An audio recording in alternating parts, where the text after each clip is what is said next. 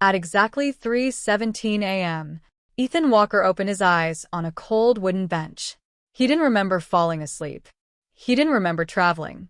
And he definitely didn't remember coming to this place. A town stretched before him, quiet, empty, frozen in time. The street signs had names that didn't exist on any map. Every house had lights on, but not a single person was outside. Then, the church bell rang. 1, 2, 3, and suddenly, every front door opened at the exact same time. What Ethan saw next would destroy everything he believed about reality. Ethan stood frozen in the middle of the street. The silence felt heavier than before. Every front door had opened at the exact same moment, but no one stepped outside. Not a single voice, not a single footstep. Just rows of dark doorways waiting, as if they were inviting him inside. His heartbeat pounded against his ribs. "This isn't real," he whispered. He reached into his pocket and pulled out his phone. No signal. No Wi-Fi. The date on the screen read, October 18th, 1986. His blood ran cold. Just an hour ago, he had been driving home in 2026. He blinked several times. The date didn't change. Suddenly, a porch light flickered across the street. Then another. Then another. Within seconds, every light in the town began switching on and off in perfect rhythm. Click, click, click. Like someone or something was sending a message. Ethan backed away. He didn't know where to run. The road behind him had disappeared into a wall of thick white fog. The only path left led deeper into town. He slowly walked past old brick buildings. A grocery store. A diner. A movie theater. Everything looked untouched. Cars were parked exactly where their owners had left them decades ago. Newspapers sat on porches. Children's bicycles rested beside white picket fences. It looked as if time had simply stopped. Then Ethan noticed something strange. Every clock he passed showed the exact same time. 3:17. The bank clock. The pharmacy clock. The church clock. Even an old wristwatch displayed in a jewelry store window. All frozen. 3:17. Exactly the moment he had awakened. A cold breeze drifted down the street. It carried something with it. Music. Soft piano music. Sun was playing. Ethan followed the sound until he reached the town square. There stood an old fountain. Beside it, a grand piano. A woman wearing a pale blue dress sat at the keys. She played without looking at them, without making a single mistake. Her long dark hair covered her face. "Excuse me." She didn't respond. He stepped closer. "I'm lost." Still nothing. The music never stopped. He reached out and gently touched her shoulder. The music stopped instantly. The woman slowly lifted her head. Ethan's breath caught. She had no face. Where her eyes, nose, and mouth should have been, there was only smooth skin. Perfectly blank. The woman stood. Without a sound, she pointed toward the church, then disappeared into thin air. The piano continued playing by itself. Ethan stumbled backward. No. This can't be happening. He turned and ran. His footsteps echoed through the empty streets. Behind him, the piano kept playing. Faster now. Louder. As though chasing him. The church stood on a hill overlooking the town. Its massive wooden doors were slightly open. Inside, hundreds of candles burned. Yet no one was there. Rows of empty pews stretched toward the altar. The stained glass windows showed scenes Ethan had never seen before. Instead of angels, they depicted ordinary people. Men, women, children. Each one had the same blank, featureless face as the pianist. At the center of the church stood a single wooden table. On it rested an old leather book. Its cover read, Residents of Ash Hollow. Ethan slowly opened it. Thousands of names filled the pages. Every entry included name, date of arrival, date of departure. Most departure dates were blank. Near the end, he found a page that had been written only moments ago. His own name, Ethan Walker. Date of arrival, October 18th, 3:17 a.m. Departure, blank. His hands began shaking. Someone had expected him. Someone knew he was coming. A floorboard creaked behind him. He spun around. An old man stood near the entrance. Gray suit, black hat, wooden cane. Unlike the others, he had a face, deep wrinkles, sharp blue eyes. You shouldn't have opened the book, the old man said calmly. Ethan backed away. Who are you? The old man smiled sadly. I've been waiting for you. I don't know you. You will. What is this place? The old man's smile faded. This town only appears to people who are never supposed to arrive. What does that even mean? You crossed a road that doesn't belong to your world. I just got lost. No. The old man whispered. You died. Ethan stared at him. No, that's impossible. Is it? The old man pointed toward one of the stained glass windows. Ethan looked. Instead of colored glass, he saw flashing police lights. A wrecked pickup truck. Rain pouring onto twisted metal. Paramedics surrounding someone trapped inside. Someone wearing his jacket, his watch, his wedding ring. It was him, still sitting behind the steering wheel, covered in blood. Ethan stumbled backward. I'm dead. The old man didn't answer immediately. Instead, he looked toward the church doors. They're coming. Who? You don't have much time. Outside, the church bell began ringing. Once, twice, 3 times. Then, hundreds of footsteps echoed through the empty streets. Not running, walking, perfectly synchronized, getting closer, getting louder. Every resident of Ash Hollow was finally coming to the church. The footsteps grew louder, slow, perfectly synchronized, as if hundreds of people shared the same heartbeat. Ethan stood frozen inside the church. The old man quietly closed the leather book. You need to leave. Ethan stared at him. You just told me I died. How am I supposed to leave? The old man looked toward the stained glass window, where the wrecked truck was still visible. Death isn't always immediate. What do you mean? Right now, your body is fighting to survive. Doctors are trying to bring you back. Ethan's pulse quickened. So, I'm alive? Not exactly. Then what am I? The old man took a slow breath. You are between 2 doors. One leads home. The other. He glanced toward the church entrance. Stays open forever. The footsteps stopped. Silence. Then, knock, knock, knock. 3 slow knocks echoed through the church. No one spoke. No one moved. Another 3 knocks. Louder. The old man's face tightened. They know you're here.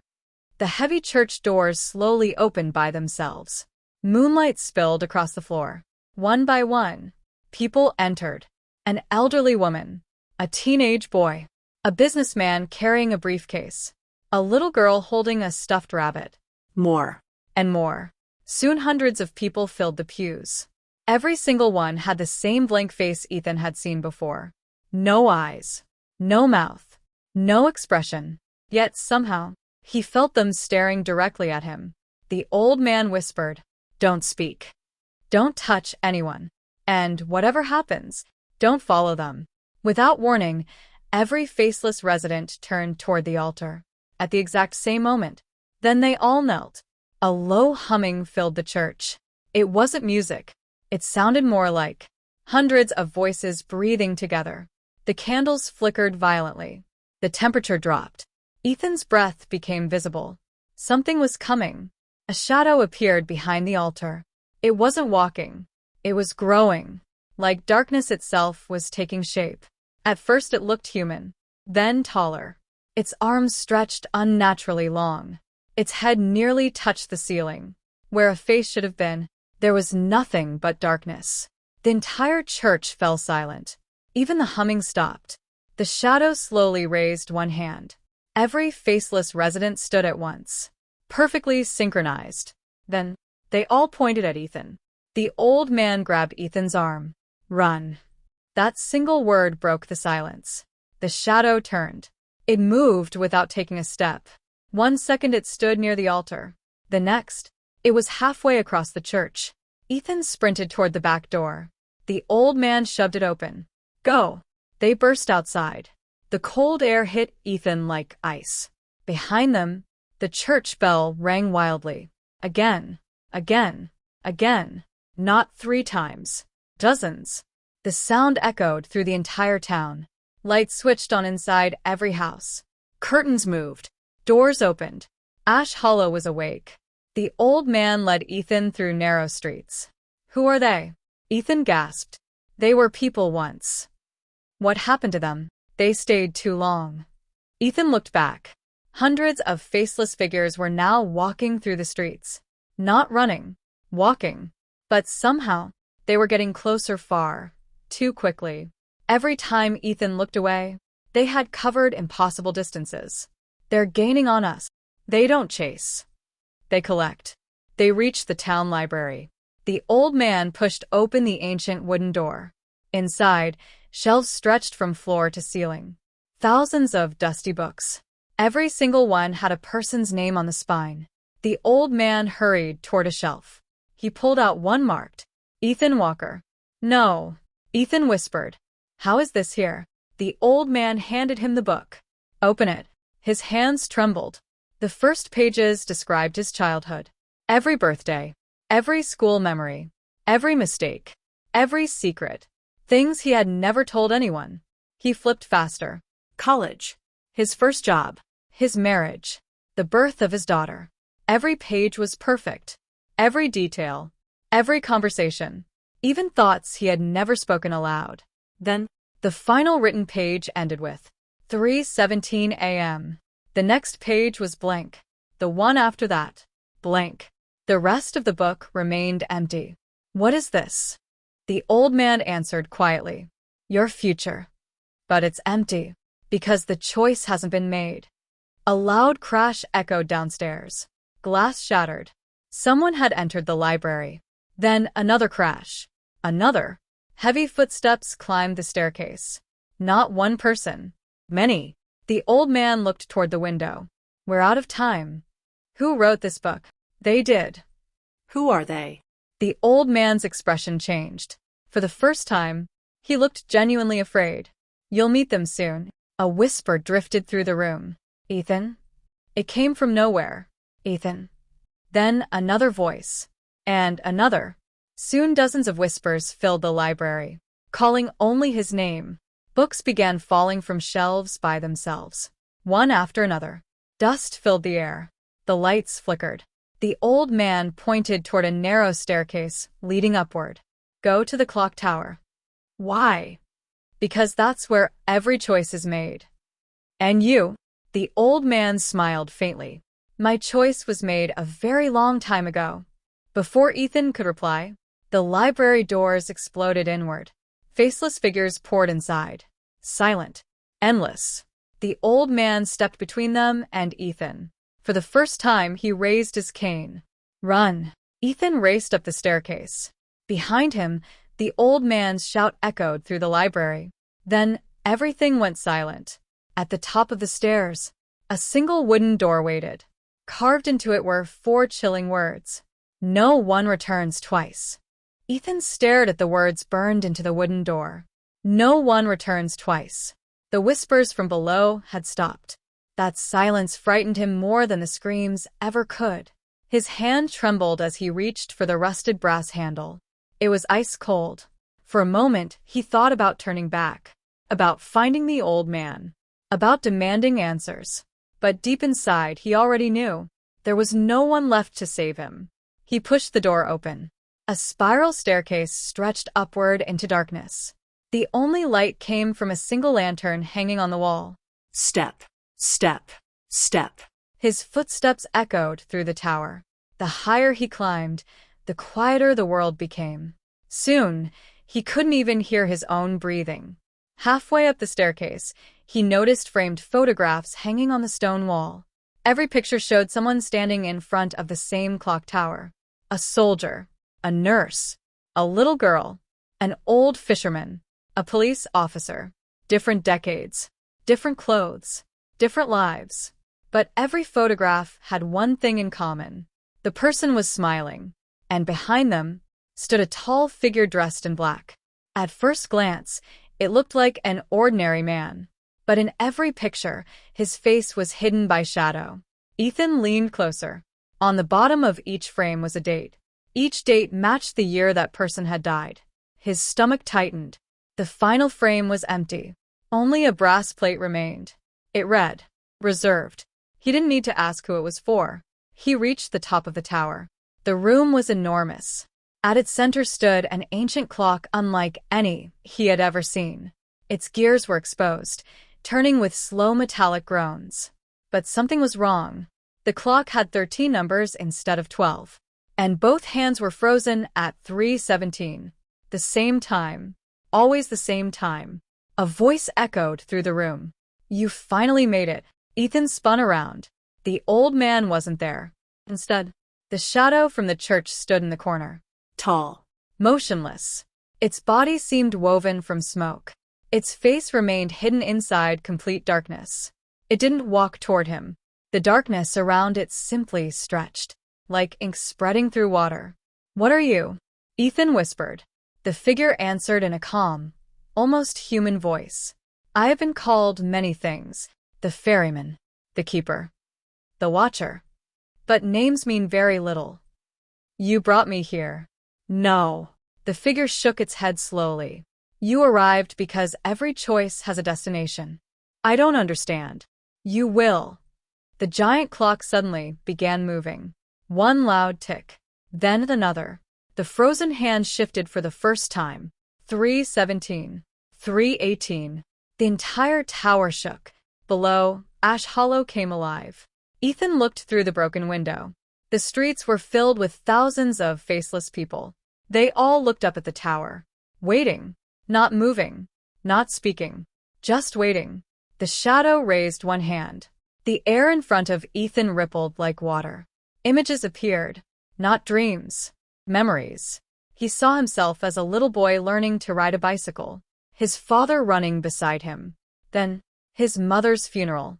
The day he almost quit college. The first time he met Emily. His wedding. The birth of his daughter, Lily. Every joyful moment. Every painful one. The memories moved faster. Then they reached the night of the accident. Rain hammered the windshield. His phone buzzed. A text message. He looked down for just 2 seconds. A truck crossed the center line. Bright headlights. The scream of twisting metal. Everything went black. Tears filled Ethan's eyes. "I remember." "You remember enough," the shadow replied. The images changed again. This time, he saw the hospital. Doctors surrounding his body. A defibrillator. Clear. His body jumped. Nothing. Another shock. Nurses shouted numbers. Emily stood outside the emergency room. Her face was covered in tears. Little Lily clutched a stuffed bear, asking over and over, "Is Daddy coming home?" Ethan dropped to his knees.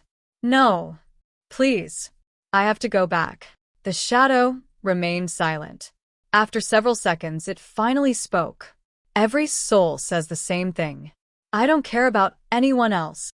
I have a family." So did they. The shadow pointed toward the streets below. Every faceless resident had once begged for another chance. Every one of them had loved someone. Every one of them believed their story was unfinished. Yet none had returned. "Why me?" "Because your story is not over." Hope flashed across Ethan's face. "So I can leave?" "Perhaps. There has to be a price." "There is always a price." The clock behind them ticked again. 3:19. The gears groaned louder. The shadow extended its hand. A single old-fashioned pocket watch appeared in its palm. Its glass was cracked. Its hands also pointed to 3:17. "This watch belongs to the moment your life was divided. If you break it, the door closes forever. If you protect it until the final bell, you may return." Ethan reached for the watch. The instant his fingers touched it, a deafening scream echoed through the tower. The windows shattered. The floor trembled violently. Below, every faceless resident finally moved. Not walking, running. Thousands of them surged toward the tower at once. The shadow looked out the broken window. "They know you've chosen." The staircase below filled with pounding footsteps. Closer, closer, closer. The keeper looked back at Ethan one last time. "There is only one rule now." "What is it?" The shadow's voice became almost a whisper.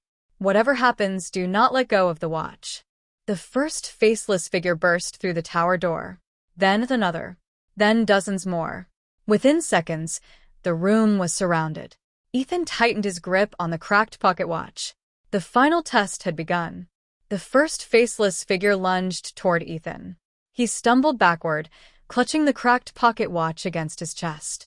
The moment the creature's fingertips came within inches of him, an elderly woman, her eyes filled with relief. She smiled, then dissolved into thousands of tiny particles of light. The rest of the faceless crowd stopped, only for a second. Then they charged again. The keeper's voice echoed through the tower. They're not trying to kill you. They're trying to take your time. Ethan didn't understand, but he didn't have time to ask. The tower shook violently. The ancient clock groaned as another gear snapped into place. 3:20. Each tick felt heavier than the last. The faceless residents climbed over one another, reaching for the watch. Every time one touched its light, their true faces returned for a brief moment before they vanished forever. A young soldier, a frightened child, a nurse, a firefighter, a musician, a mother. Each disappeared peacefully. Ethan realized the truth. They weren't monsters. They were prisoners. And the watch was setting them free. More and more of them reached him. The tower floor began to crack. Stone blocks fell into the darkness below. The keeper stood motionless, watching. You can still save yourself, it said. How? Drop the watch. They will stop chasing you. And then, you become one of them. Ethan looked at the endless crowd. For the first time, he saw fear, not hunger, in their movements. They weren't hunting him. They were desperate. They wanted the pain to end. The tower bell rang. Once. A deafening vibration echoed across Ash Hollow. The enormous clock advanced again. 3:21. Outside, the fog surrounding the town began to disappear. Beyond it, Ethan saw something impossible. A bright hospital room. Doctors working frantically. Emily holding Lily close. His heart monitor let out a long, continuous tone. One doctor looked at another and slowly shook his head. They were about to stop. No, Ethan shouted. I'm still here. No one in the hospital could hear him. The keeper spoke quietly. Your world is letting go. The bell rang a second time. The entire tower lurched. Huge cracks spread across the walls. The staircase collapsed. There was no escape. Only the top platform remained. The watch in Ethan's hands grew warmer, then hotter. Tiny fractures spread across its glass. It couldn't survive much longer. A little girl pushed through the crowd. She was holding a worn-out stuffed rabbit. Unlike the others, she didn't reach for the watch. She simply looked at Ethan. And for the first time, she spoke. Please. It was only one word, but it carried the weight of hundreds of lost years. Tears filled Ethan's eyes. He knelt beside her. The golden light from the watch reflected in her face. Slowly, her blank skin faded away. She smiled. Thank you. Then she disappeared into glowing dust that drifted toward the sky. One by one, others began stepping forward willingly, not attacking, accepting. Each touched the light. Each regained their face. Each vanished peacefully. Ash Hollow was finally releasing the souls it had trapped. The keeper watched in silence. You've done what no one before you has ever done. Ethan looked at the watch. It was barely holding together. What happens now? The keeper looked toward the great clock. The final bell. The giant clock struck again. Third bell. The sound was unlike anything Ethan had ever heard. It wasn't loud. It was everywhere. The air. The ground. His heartbeat. His memories. Everything vibrated together. The ancient clock began to glow. Its 13 numbers slowly disappeared, until only 12 remained. For the first time, the hands moved past 3:17. Time had started again. The town changed. The old houses crumbled into dust. The streets dissolved. The church collapsed silently. The library faded. The fountain disappeared. Ash Hollow had existed only because time had been frozen. Now, its purpose was complete. Only Ethan and the keeper remained. The keeper stepped closer. For the first time, The darkness around its face lifted. Ethan gasped. The face staring back at him Was his own. older, tired, filled with sorrow. What? The keeper smiled sadly. I was you. Ethan couldn't breathe. No. Many years ago, I made a different choice. I refused to let go. I tried to steal more time, and I became the one who guarded this place. Ethan stared in disbelief. So, if I fail, you become me. The cracked pocket watch slipped from Ethan's trembling hands. Time seemed to slow. The watch fell toward the stone floor. Everything depended on that single moment. Without thinking, Ethan dove. He caught it inches before it shattered. The keeper smiled. You've already made the choice I never could. The watch exploded into pure light. The tower vanished. The keeper closed his eyes. Go home. Those were his final words. Then he disappeared. Ethan opened his eyes. Bright white lights blinded him. Voices echoed around him. We've got a pulse. Heart rhythm restored. He's breathing. He was lying in a hospital bed. Machines beeped steadily beside him. His chest burned. His entire body ached. But he was alive. Emily burst into the room. She wrapped her arms around him, crying uncontrollably. Lily climbed onto the bed, hugging him as tightly as she could. Ethan held them both. He never wanted to let go again. Weeks later, his recovery was slow. Doctors called it a miracle. Police blamed the crash on the rain. No one could explain how his heart had stopped for nearly 7 minutes. Ethan never told anyone about Ash Hollow. Who would believe him? Life slowly returned to normal. He drove more carefully. He put his phone away whenever he was behind the wheel. He spent more time with his family. He never wasted another ordinary day. One autumn evening, months after the accident, Ethan was cleaning the garage. Inside an old cardboard box, he found something wrapped in newspaper. His heart stopped. It was an old-fashioned pocket watch. Its glass was cracked. The hands were frozen. 3:17. As he stared at it, he heard a distant church bell. 1, 2, 3. Then, just for a split second, he noticed fresh, muddy footprints leading away from the garage door, as if someone had been standing there, watching. When he looked outside, the street was empty, but far in the distance, for the briefest moment, he thought he saw a faded wooden sign emerging from the evening fog. It read, "Welcome to Ash Hollow." The sign blinked and disappeared.